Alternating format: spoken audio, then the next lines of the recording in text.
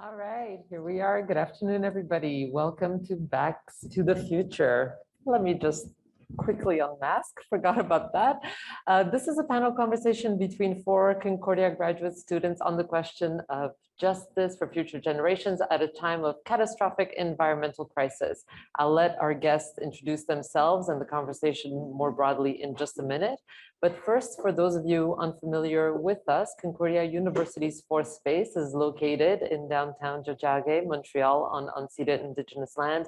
And we do operate as the front door to the university, essentially facilitating daily experiences that allow folks to connect with what our community is working on in terms of research initiatives and course activities. So welcome in. For those of you who are coming into the space here today, welcome in. Please do have a seat, make yourself comfortable. And for those of you on Zoom streaming in, thanks for being here. I'll just mention that we are live streaming and recording this event, and I'll pop those links into the chat for those of you joining via Zoom or listening on YouTube. Feel free to ask questions and make comments. We have Joëlle, who's going to be helping us moderating any comments on Zoom today, so she'll happily read those out. Okay, that's it for me. I'm passing it over to you folks. Hello, good afternoon. Hi. Thank you for having us.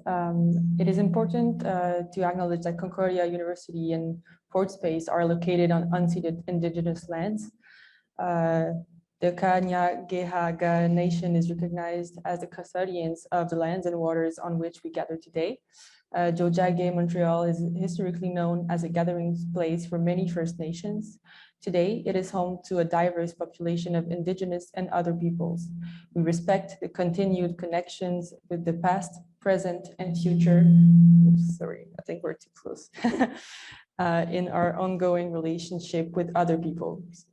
Those connections are precisely what we will investigate in today's graduate discussion, but also in the talk that follows afterwards.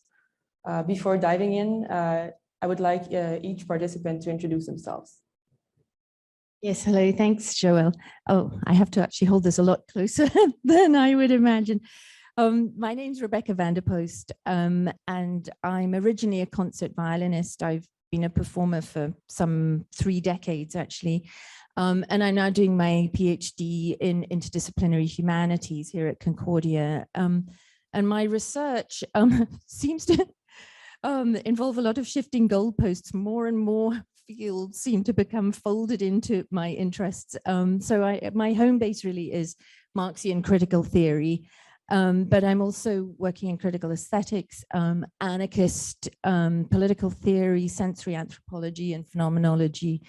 And at the center of this sort of big swirling kind of domain is a really persistent fascination that I have with the things that happen to us when we lose our self-awareness and become immersed or absorbed in whatever it is that we happen to be doing. And I find that these moments that sort of punctuate our more habituated day-to-day experiences raise all sorts of questions that fall into 2 main groups. The first group is really to do with the nature and the scope and the qualities of non-alienated experience and of non-instrumentalizing, the possibility of non-instrumentalizing relations between subject and object, or humans and the world that we inhabit. And the second sort of domain stands in contrast to this, which is to sort of ask, well, why do we persist in behaviors that we know to be destructive? Why do we persist in behaviors that we know to be leading us headlong into catastrophe?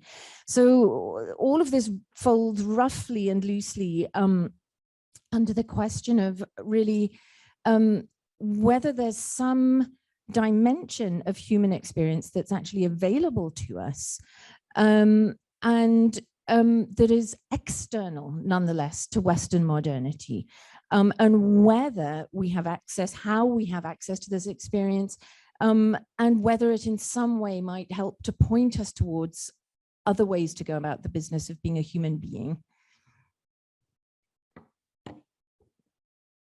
Hi, everyone. My name is Miyu. I'm an international student doing MA in philosophy at Concordia University. It's my second year here. I have been interested in free will and moral responsibility for 5 years. It's a long time.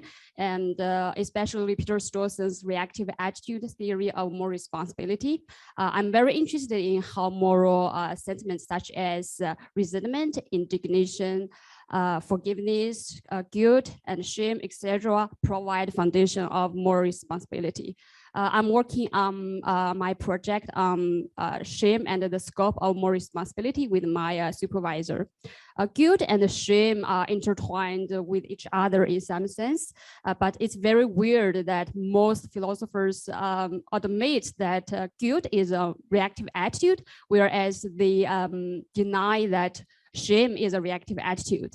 The reason why they hold this view is that they hold a very narrow understanding of reactive attitudes, in the sense that reactive attitudes are reaction to the violation of moral obligation, which is embodied in our modern Christian and Western values, cultures.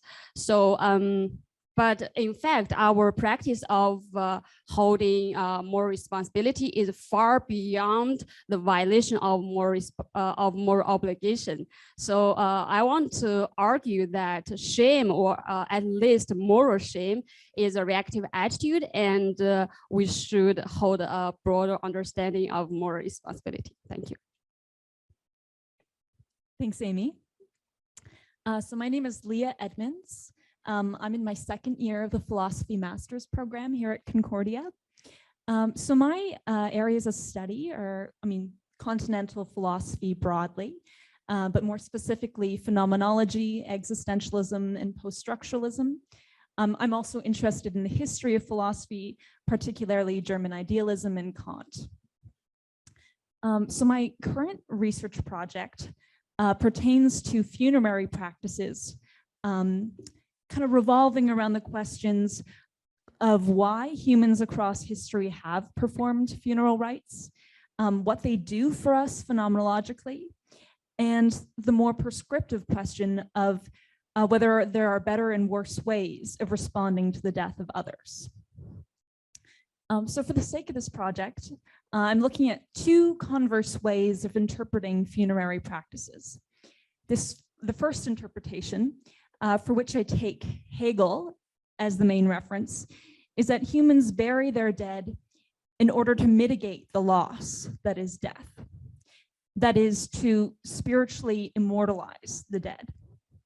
The second interpretation, which I'm developing in reference primarily to Heidegger's later work, as well as Derrida and some others, is that funerary practices serve as a reminder of our mortality and offer a venue to grieve in community the fragility and finitude of human life. My background is in theater, so I am especially interested in gatherings and performance and what can be done when people are gathered together in person. So while both of these interpretations here, I've sort of delineated two possibilities for funerary practices. I think they're both correct interpretations and they have their place. But I think that it's worth considering, perhaps even encouraging an approach to funerary practices that make room for the consideration of death as death, and death as an absolute limit. Thank you. So thank you everyone for your short presentations. My name is Joëlle Dubé. I'm in my second year of my PhD in humanities. My main three fields are philosophy, artistry, and studio arts. I'm interested in the Western relationship to alterity. I am postulating basically that the dominating mode of relating to alterity is one that is rooted in this cannibalistic model of wanting to assimilate and devour the other. And I think that's really what is at stake in the intergenerational injustices. It's basically a lack of letting the other live as deciding for them. I am positing that contemporary art, alongside deconstruction, decolonial practices, and indigenous methodology, can help us detangle the most primary dualistic opposition that is at the root of this cannibalistic model, that is the dialectic opposition between inside and outside. But yeah, enough of this. I think we are interested in today in seeing how all of our research are overlapping and what happens at those intersections. I think we can all agree that the present tense is riddled with crisis, be it environmental, social, or political crisis. So how does those crises influence the possible futures we can think of? And also what can be said of the temporal nature of those crises? And what happens when the consequences of those crises are promising to stretch out far into futures? This informal discussion seeks to explore those questions under three main themes: temporality, agency, and human positionality.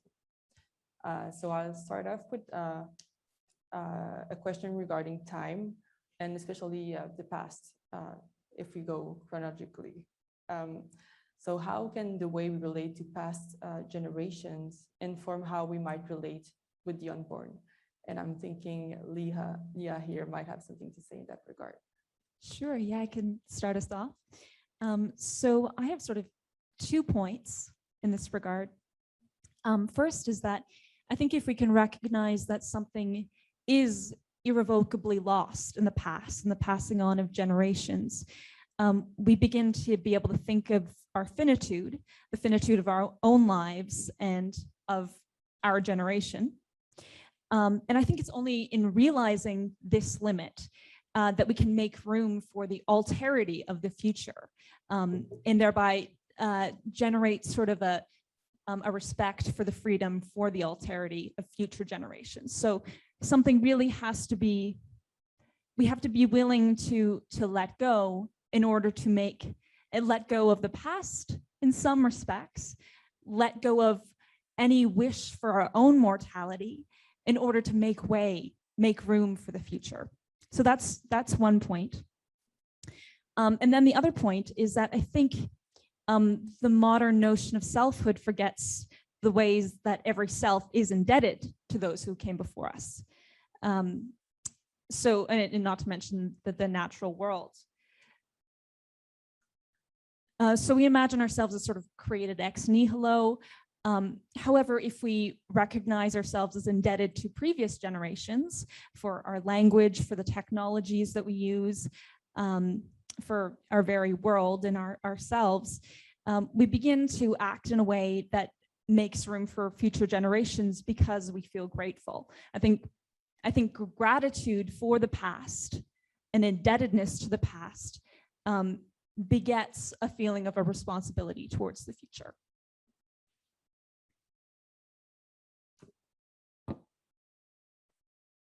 I'm wondering if you could say a few more words about the relationship between finitude and gratitude, because in one way and inheritance, because on the one hand, there seems to be this sense that the past is past, things are done, we're mortal, there's foreclosure, done, finished. But on the other hand, there seems to be something else that is sweeping forwards in what you're saying. And I'm wondering how these two elements relate to each other. It's definitely sort of they're contradictory seeming points, but I think that sort of captures what is, so just let me get my words together. So I think that as we are now, we think that we can have it all, and that leads to consumerism. So really begets the kind of consumerism that we all kind of engage in. But if we recognize that the past had something that we can't have, then we realize that we can't have it all, and that the future will have something different than we can have, if that makes sense. Sorry, I'm losing my words. It does make sense, but then I'm wondering what that means in terms of how we orient ourselves to the future, and whether this in some way might undermine the sense of wanting to leave a better world for the future. Is there a contradiction there? Or? So I think you're offering sort of a criticism of, so I work with kind of the Heideggerian notion of being towards death. And I think I detect some concern that if we are aware of our own finitude, we won't care what comes after us. Mm-hmm. And I think that's why we need this piece that says the I that I'm concerned about is not something that I made. It's something that others gave me, mm-hmm. that everyone that came before me, the natural world allowed me to take a turn with, to use Matthias's language. And that because I was given this opportunity at life, this time, I have sort of a duty and obligation to pass it on, mm-hmm. right? So the notion of being a vessel, I think, is a good one. A good sort of metaphor for what's going on here is something pours through me, and because it's been poured into me, I need to pour it on to the future. So with tea bags. Kind of, yeah, infusing our own little flavor into our generation, and the next generation will have a different flavor, and maybe we won't know what it is like, and we can't anticipate what it's like, but we have to let it do its thing, do its infusion. Yeah, I think to add on to what you just said about people not caring, because then their finitude just might justify them doing whatever they want and not caring for future generations. I think opening it up to opening up the discussion to not only humans, but more than humans. I think we've talked about this already, but this way we're not just only thinking of intergenerational justice through like filiation or biological filiation, but it's opening it up to other entities and recognizing that we are not just reliant on other human beings, but other like more than human beings. And I feel like this sense of connectedness can help us bypass this not wanting to care in a way. I don't know if this makes sense, but also this can also, I feel, give us a different sense of responsibility. And that's the second kind of question I wanted to touch on, was regarding moral responsibility. So how can we distinguish our moral responsibility to past generations from our moral responsibility to future generations? And I'd like to hear Amy on that, if that's okay. Okay, thank you. Actually, Leah and Becky are more continental, and I'm more analytical philosophy, because Leah talked about the openness for the future, like we can admit the possibility, but as I said, I'm more analytical. And the thing is, like Galen Strawson proposed a basic argument for against free will. Like they're actually who we are is determined by who I was before, and who I was before is determined by the thing before that, and we can trace back everything to our bornness, all this stuff, which are far beyond our control. So in this sense, it seems like we don't have an open future, and we just have one future. And so in this sense, I want to have a dialogue with Leah. Like I'm kind of skeptical about free will, and so do you like I don't know how Hegel can respond this kind of thought, like we just have a one future, and so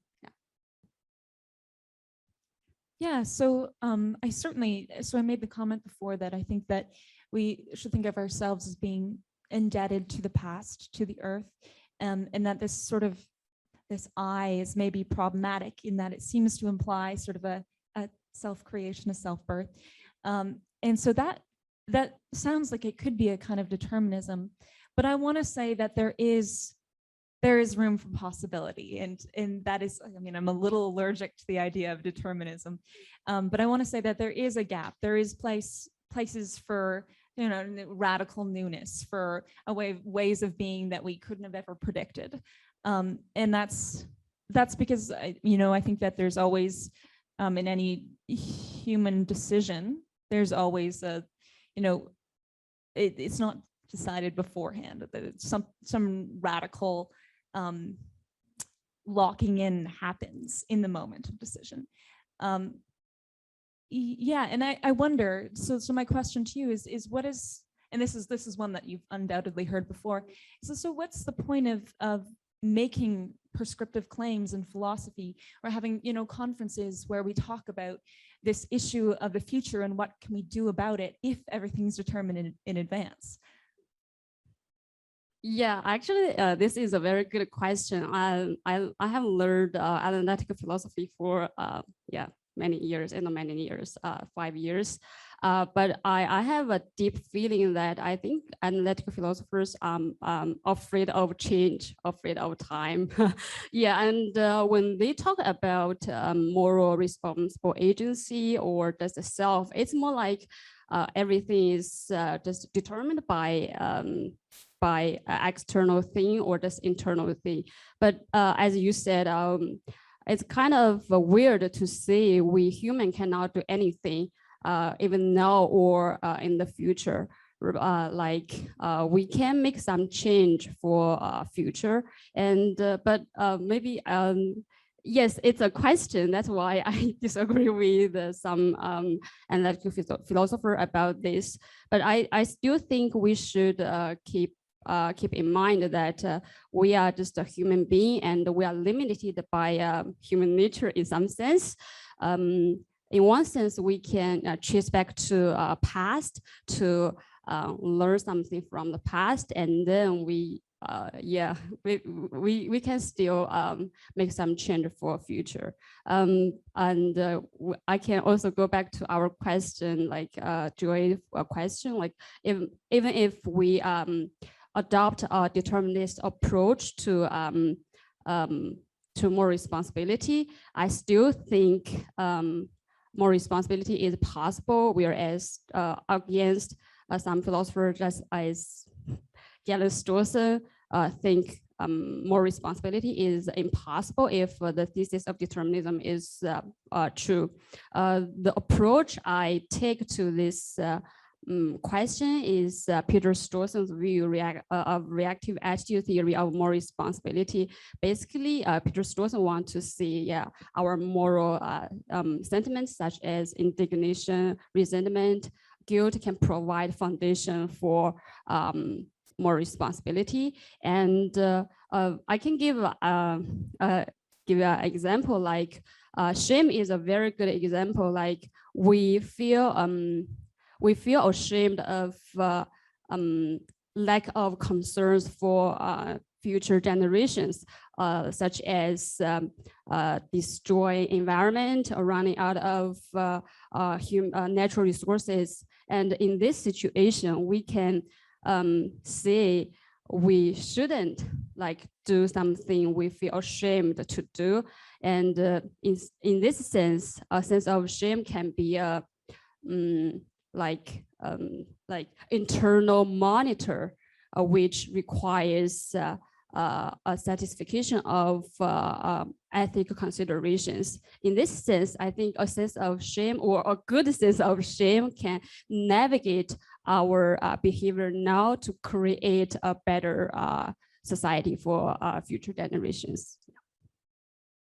Can I ask you a question? Because what I'm hearing is that there's a possibility that our emotional life is, and particularly the negative emotions such as shame, are not just about authorship, sort of denoting responsibility. Okay, all these dreadful things happen, but they're determined. So we can't do anything about it, but we can name the culprit. But what you were saying just at the end suggests that there's a way in which emotions are agential, in that they influence what follows in ways that such that what follows would be is different than it would be if that emotion were not palpable to us. I'm sorry, I didn't follow you. So in other words, if I am aware of the feeling of guilt, that guilt serves to mobilize different actions on my part next time. So in a way, the life of the emotions is a sort of has a sort of agency. It has bearing on action and outcome. So I think what you're saying is that we don't just need to stop our understanding at the point of who did it, who's responsible. So yes, the future is going to be a disaster and we can feel shame for this and feel accountable. But what you're suggesting is that this emotion, the emotions we feel if we confront the future, may in fact have bearing on the shape that that future takes. Yes, I totally agree with this view. Like, there is a good example, like in the Me Too movement and like Black Lives Matters, like all this so big social movement. Anger plays a very important role in this movement. Like we feel anger of treating Black people badly, or we feel resentment and we feel ashamed of the fact that Canadian, how Aboriginal people were treated by the Canadian government before. So in this sense, like our moral sentiments such as resentment, anger, and the shame can let us know something is wrong and something injustice happens, and we need to change this unhealthy social environment and to create a better future. Yeah. Wouldn't that imply a sort of a degree of possibility, right? This idea that there's more than one possible trajectory for the future. You know, I'm hearing at least, you know, there's two. One in which I embrace my anger and I hear the anger of others, and one in which I sort of suppress my anger and I tell people they're being irrational and emotional, right? In which, you know, a trajectory in which emotions are not valued, in one in which they are. So isn't that a kind of a degree of possibility? Yeah, it's actually, it's hard to say because I think there is a long history that the distinction between reason and emotion like is very different. And when we talk about moral sentiment or like emotions, it's more like they are very blind. But I don't think this is a wrong. This is a good view on the relationship between reason and emotions. Reply to your question, it's I'm very confused or I haven't had a very clear view on this. But in some sense, there is just one possibility. For example, when we feel anger about the fact that Black people are treated very bad by white people, or Aboriginal people are treated very bad. In this sense, like we human have like should do something as it happened around the world nowadays. In this sense, we do not hide our fear or anger, right? So I think the reason why we can do this, I think because our social change, and we can speak of our anger feeling and to promote a good future. Yeah, thanks for that. I think it's really interesting seeing how because all those social movements you talked about are happening, you know, so quickly and in the present in a way. And that leads me to another question, because we've talked about the relationship to the past and the future, we touched on it. I'm curious, and here I would like to hear Becky on this, because I know you have a strong focus on the present, or when we lose ourselves in the present. So basically, what about the present? How does the present influence our relationship with other temporalities, or how does our relationship with the present can be expanded in the past or in the future? Yeah. The answer is I'm not sure. But things that I've been thinking about in relation to this question, one of my sort of big concerns is that as sort of modern Western beings, our orientation, we think of ourselves as being short-term in our thinking and very present tense in our, we want things and we want them now, very immediate in our wants and our desires. And yet at the same time, even within that moment of wanting to improve one's own situation, or advance it or develop it, there's still an orientation towards the future. I want to do something right now in order that the next thing is better and improvement. So that I feel that our overall orientation is pointed away from the immediate present tense and always towards the next thing, always the next, what's around the next curve in the road. And of course, being a good Marxist, I could say a lot about capitalism, but actually I think that it's more interesting to get into this from a different perspective, and to think about ways in which that is not necessarily, that may be who we're required to be. We live in a world that requires us to develop ourselves, to build, to progress, to advance. But at the same time, sometimes I think we come in most fully into our own when we completely lose track of all of that, and when we become completely lost in whatever it is we're doing, and we've lost all sense of what it was we were trying to accomplish or hoping to achieve. That there's a fascination and a sort of richness in just whatever it is that we're doing. We might be making soup, we might be on stage, we might be playing the violin, we might be talking to each other. But these moments can be tremendously rich in and of themselves, with no sense, no driving sense of what they're leading to. And my feeling is that these moments furnish a slightly different phenomenological field. There's a different framing of the possibilities in our reality. Different things emerge, different possibilities make themselves, they announce themselves to us.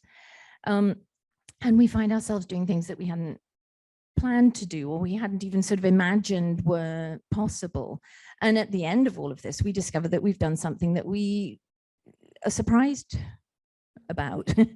And so my sense is that these are moments that connect us in a different way to time, a different way to matter. We become receptive to matter. Matter isn't a tool to be turned into something else. It is something that is ripe with possibilities and makes those possibilities known to us. So agency, as we normally think about it, which is very, very, very geared towards the fulfillment of an intention, agency doesn't seem to quite work in these moments. Something else is going on. Things are happening in a way that can't be attributed to agency. It can't be attributed to a willful intention that we see through. It can't even be attributed to my intention, because strictly speaking, I'm not there at these moments. There isn't a self-conscious, self-aware I that's at the helm of what's happening. So I think that the present tense affords the possibility for a completely different relationship with the way in which we move through time. And it may be a way of moving into the future, that helps us to overcome a certain instrumentalizing mindset that I think has framed our understanding, our self-understanding for a long time. Would it be okay if I respond to that, or are we Yeah, running no, out of time? Go ahead. I want to say, like, I really like those points, and I'm in agreement. And I like to think of the ancient Greeks and their theories of kind of enthusiasm, you know, the artistic enthusiasm where the artist is sort of completely possessed by, would seem a god, and the actions are happening through them, and agency doesn't, you know, quite work is the word anymore. But to play sort of devil's advocate here, when we're thinking of problems like climate change, it would seem to at least many people that what we need to do is plan, you know, predict what the outcomes are going to be if it gets to be 2.5 degrees warmer, and how we're going to prepare for that. And, you know, who is it going to affect? And so I wonder, how can this sort of radical responsiveness treat this problem of climate change? Because or at least, you know, help us on our way in a different sort of understanding of nature and the earth. Well, I think that one of the, I'm taking a sort of longest way round, shortest way there approach to answering that. I think that one of the things that agency, the notion of agency, does is to exclude from our sort of the calculative end of our understanding all the things that happen that we have no control over whatsoever. And for every agentially intended and accomplished outcome, the myriad things that happen that we have no control over and that we couldn't prevent even if we tried. I mean, I could get up and walk over to you. I can do that. But if in the process, I'm going to be, I don't know how many little microorganisms are going to be stamped underfoot and pushed out of the way. If I try only to walk to you and have nothing else happen, it simply can't be done. And so my own agency is, if we look at it just numerically, it's probably statistically quite insignificant in terms of the number of things that happen that I cannot control, that I can't intend, that I can't direct. And so when we start to think about, and the history of Western agriculture, the history of Western medicine, I mean, these are salutary tales of human agency and what happens when we overemphasize it, because so much of what we do now is to counteract the side effects of the unintentional, non-intended, non-foreseen consequences of earlier agential activities. So I'm very drawn at the moment to the thinking of people such as Bookchin, even Heidegger in a certain way, who says, well, no, we perceive ourselves as being able to make these decisions, as being able to determine a future. And it's sort of a nonsensical hubris. And perhaps there's, I think as Bookchin says, if things are to change, if radical change is to be possible, every single aspect of our experience of ourselves and our world will be different. We can't simply carry on being the same people and focusing continually on the outcomes that we want and that we plan for, and think that in any way anything's going to change as a result of that. We have to recognize the limitations and the problems of that way of thinking, and find other ways in which things happen and in which things thrive without this sort of constant imposition of a prescriptive outcome. Thank you. That was a wonderful response. And so just to sort of repeat what you're saying, what you're getting at, this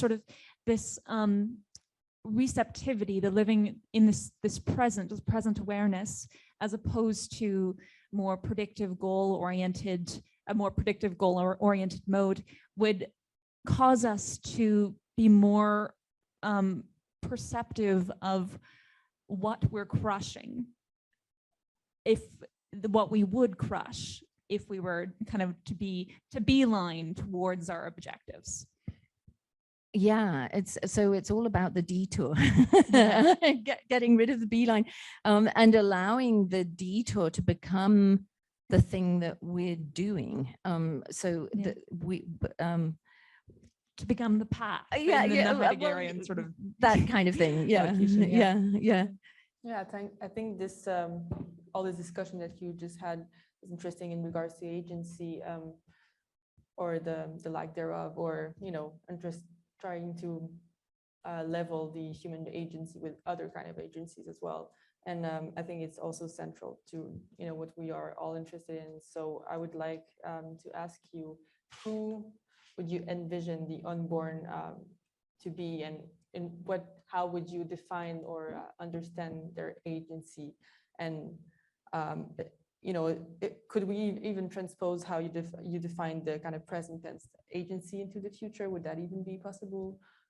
This kind of losing ourselves into or losing almost our sense of agency into the present task we're doing.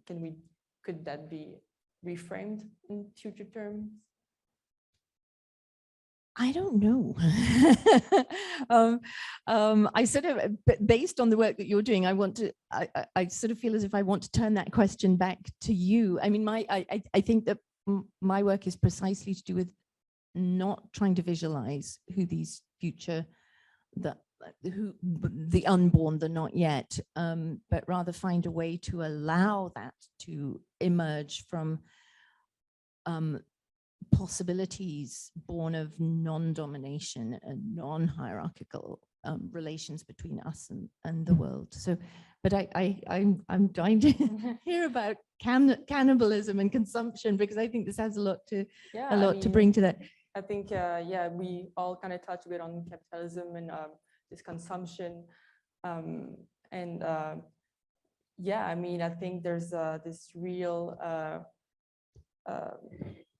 I don't know, by interacting with the future the way we are doing currently, it's just this, we are just devoiding it of any agency. I'm seeing it like that, and I feel like it also is devoiding us of any real possibility for imagining different futures than that, and then the one that are prescribed by capitalism. There's this idea of realist capitalism, where it's basically just the extension of present into the future. That's kind of the only mainstream, I guess, future that we can think of. And I feel like art, under various forms, can make us see how. No, I mean, then maybe Amy, you won't agree with me, but I feel like art can show us different futures and different avenues that it's just too hard for us in like day to day to just think of those possibilities. So I'm curious what you would think of that, Amy.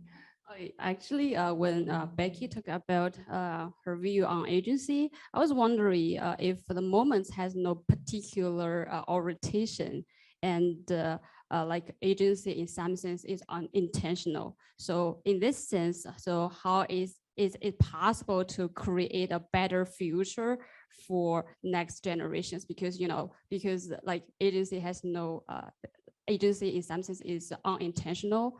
Like we cannot plan for something for future. So how to create a better society? That was for me. Okay. Yes, how to create a better world. I don't know. And I would be very, very, very afraid of anybody who believed that they did know the answer to that question. But I do believe that we can create a better present moment. I do believe that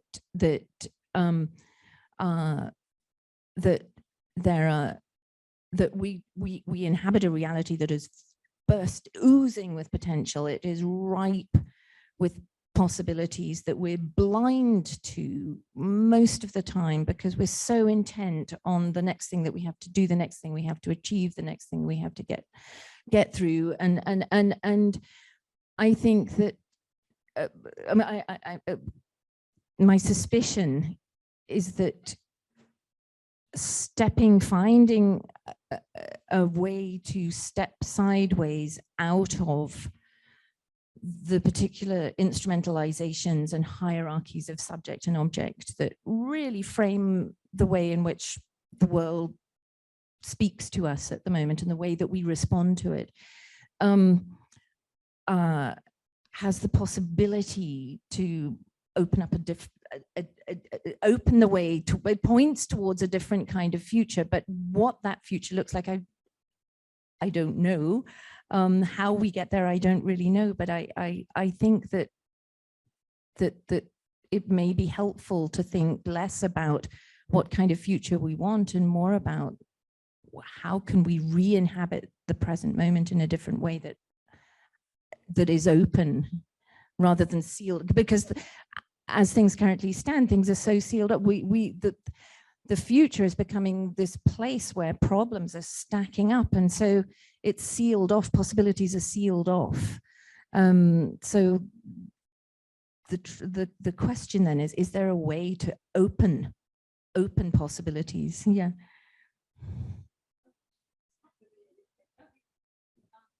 I was just going to say that, I mean, and we're not, I really like thinking of the future as this alterity that we don't want to control, that we don't want to, morph to our own sort of preferences or expectations.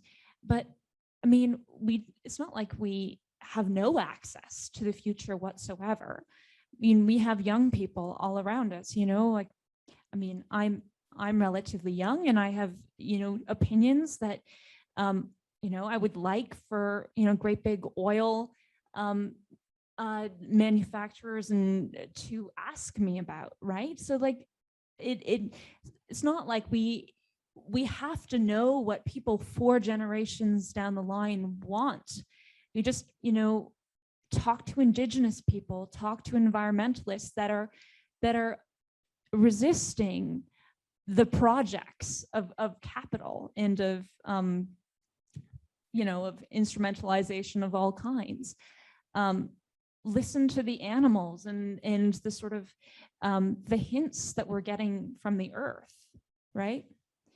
And yeah, so I mean, I feel like you have something to say to this. Well, yeah, I was just thinking of an example that might be helpful. And I'm thinking of Bill Mollison, who started the permaculture movement. And when he was living in Tasmania, he, for years, was petitioning the government and trying to mobilize change to protect the shoreline in Tasmania, to protect the ecostructures, the very delicate ecosystems that held the shoreline together.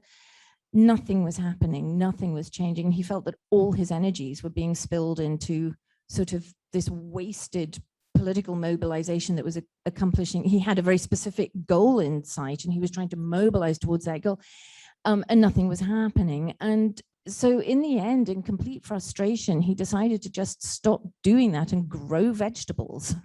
and so I just think he's a marvelous example of somebody who stepped out of one kind of mindset and into another. He decided to inhabit the present moment in the way that he felt was necessary for that present moment to be non-violent and non-destructive and open. And so the permaculture movement actually has accomplished all sorts of things that governments around the world have completely failed to accomplish. And I think that may be a sort of live example of a shift in mindset that could be helpful. Yeah, and I can imagine if that shift in mindset occurred, with some of the richest, most powerful people in the world and people that are invested in projects of building pipelines across country. If they tried to live a little bit more in the moment and tried to listen to everything that was happening around them instead of beelining forth to their profit, to their expectations, then yeah, we would be, I think, relieved of some of the destruction, and we could find newer, creative, less destructive ways of moving forward, of wandering forward. Yeah, but I think that we have to, I don't think we can put the problem over there and just sort of park it on the laps of the billionaires and carry on. Because at the end of the day, Amazon is rich because of the billions of cheap t-shirts that are being bought, and so and right there is the problem, that there's that it's the orientation of each one of us. Yeah, I think you're right. Yeah, I would love for millionaires to become artists, or at least to spend a year or two in art school, just to. Some are, but that's another problem. Yeah, sorry to interrupt this last interesting exchange, but I think we've almost at the end of our time, and I was just wanting to maybe open up the floor if anyone has questions. Yeah, you can just ask them, and otherwise I can ask one last question depending on, yeah, if anyone wants to take the floor. I think on Zoom. Oh. Thank you. It's not a very deep question, but it's Becky, right? Yeah. Do you see like a relation between this and like Buddhist practices or like meditation, or is it something else? Is it like fundamentally different? Yeah, I'm a really bad person to answer that question because I know and understand so little about Buddhism and meditation, but I have actually just returned from Toronto, where I've been learning among other things. My brother-in-law studied transcendental meditation with Maharishi, and he talks about meditation at great length, and about letting go of certain kinds of thinking and just letting the mind be open. I think there's probably a lot going on there, but I'm very, very new to these lines of thought, so I'm not really well read to be able to answer your question, I'm afraid. And I just had like one thought or suggestion. Maybe you were pressed on like, how could we use this passive agency, if you want to call it, for climate change? One thought I had was just like, you can use it to open up new relations to like the natural world, for example. Like there's one way of being in nature, which is very much like goal oriented. Like it's one thing to like, hey, I'm going to bring all my students to this natural area and like show them intentionally, like, this is what nature is. Like, you're not going to get through your students like that. But if you bring students and like, they're all in this like open state without like expecting or enforcing or like imposing their ideals or these like goals or structures of nature, if you just like go to nature and be with nature, like that's a step in itself towards like.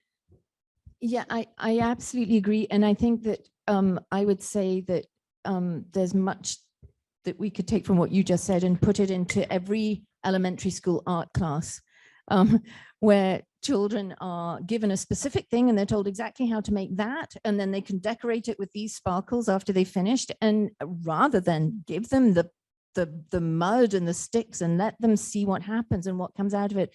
So yes, from a very young age, we're trained to think in terms of what this thing is going to become at our hands and as a result of our intentions. And it's an entire framing that can change, I think. Thank you for your question. I mean, I feel like it's almost all the time we've got, and I don't want to, take too much time, but I wanted to thank all our panelists for, having this discussion, and for Space for having us. And we are really excited to see the other conferences that are in the coming few days. So yeah, thanks to everyone. Thank you.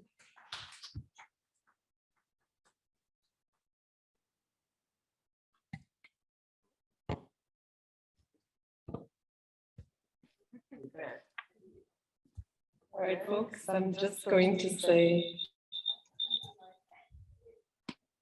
I'm just going to say a quick goodbye on behalf of us here in the space. Thank you so much for joining us. Those of you on Zoom, we appreciate you taking the time to be here with us, listening to this conversation. And those of you who came into the space, thanks so much for engaging and actually being together in a space.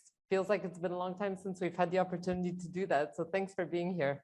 And to our 4 guest speakers, thanks so much. We really appreciated working with you. Thanks for sharing your ideas today. It was great.